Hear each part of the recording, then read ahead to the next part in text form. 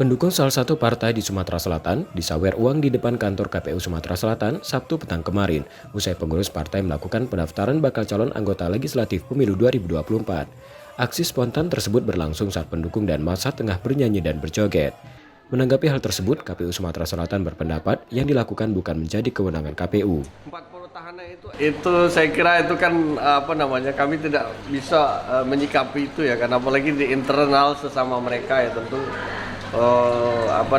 tentu bukan kewenangan kita untuk menilai, tapi saya sebagai ketua KPU provinsi ya berharap teman-teman partai untuk bisa menjaga marwah institusi ini ya, tentu dengan tidak menampilkan kegiatan-kegiatan yang justru mencederai masyarakat Sumatera Selatan. KPU Sumsel meminta setiap parpol untuk menjaga marwah institusi dengan tidak menampilkan kegiatan yang membuat gelisah masyarakat.